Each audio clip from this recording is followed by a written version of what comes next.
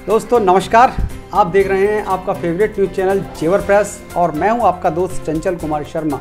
जेवर क्षेत्र में जमुना के तट पर वहां बसे हुए गांव के कुछ किसानों की समस्या थी, जिसके बारे में ठाकुर धीरेन्द्र सिंह को काफ़ी समय पहले अवगत कराया गया था और जिसका संज्ञान लेकर मुख्यमंत्री तक ठाकुर धीरेन्द्र सिंह ने किसानों की बात पहुँचाई थी, जिसकी योजना के फलस्वरूप आज उस कार्य को पटल पर उतारने के लिए, उस योजना का शिलान्यास करने के लिए ठाकुर धीरेन्द्र सिंह यमुना किनारे बसे गांव झुप्पा के उस तटस्थ स्थान पर पहुंचे जहां पर उस समस्या का समाधान किया जाना था।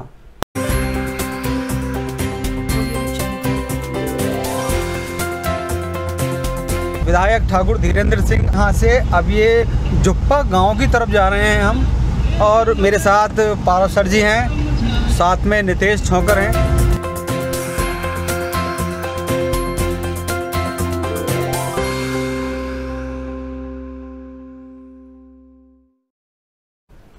दरअसल जेवर विधानसभा के क्षेत्र झुप्पा गांव के जो इलाका है वहां पर यमुना की जो धारा है वो कटान कर रही है, जो कि भविष्य के लिए किसानों के लिए खतरा बन सकती है। उस कटान क्षेत्र के लिए जहां पर यमुना के पानी से, यमुना की धारा से कटान होने की स्थिति बन रही है, मिट्टी का कटाव हो रहा है, वहां पर एक बांध बनाने की, जी हाँ, एक ऐसा स्टॉप बनाने की जो कि पानी के बहाव को रोक सके और मिट्टी का कटान ना हो और पानी का धारा जो है वो लोगों के गांवों तक ना पहुंचे या लोगों के घरों पर, या बहाव बाढ़ की स्थिति जिस वक्त बनती है उस वक्त वो पानी का बहाव लोगों के लिए समस्या ना बने, उसके लिए ये एक बांध बनाने की प्रक्रिया जो है वो शुरू की जा रही है।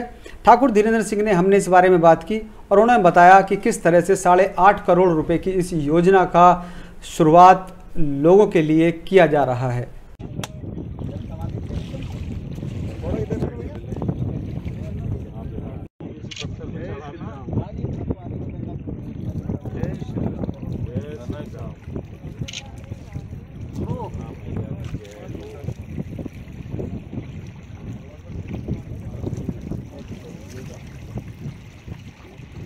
पानी फिर गंदा हुआ है, ऐसा ही आ रहा है।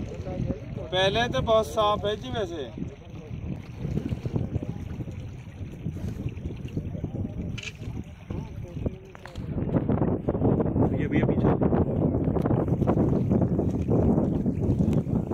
दोस्तों इस वक्त मैं यमुना के किनारे झुप्पा गांव के पास हूं और मेरे साथ जेवर विधायक हैं जो कि आज यहां विकास कार्य को प्रगति करने के लिए यहां आए हैं। उनसे बात करेंगे। सर, कैसे आज यहां यमुना के किनारे पर आज आप?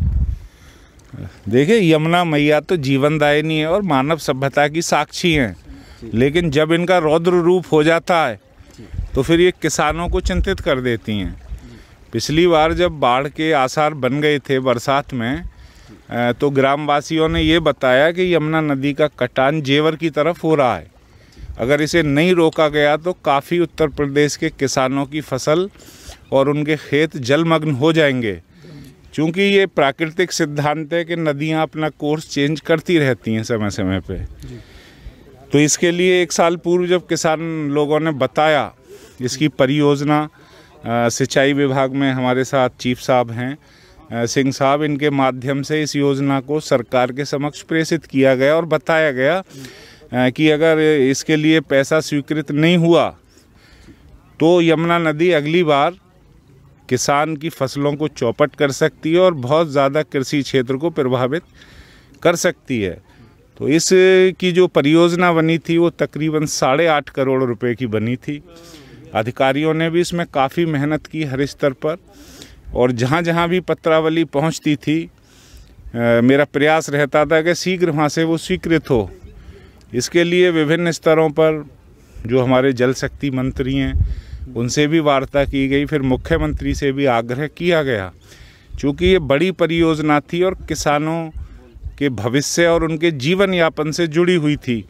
इसलिए इस पर संज्ञान लेकर उत्तर प्रदेश सरकार ने इस प्रोजेक्ट को मंजूर किया और यहाँ अब एक ऐसे बांध का निर्माण होगा जिससे ये यमुना का जो कटान है ये रोका जा सके और उत्तर प्रदेश के किसानों की उस ज़मीन को बचाया जा सके, जिससे आने वाले बरसात के समय में ये उस ज़मीन को अपनी आगोश में ले सकती थी। लेकिन सर आज आप शिलान्यास के लिए आए हैं, पटल पर कब उतरने लगेगा, काम शुरू कब हो जाएगा?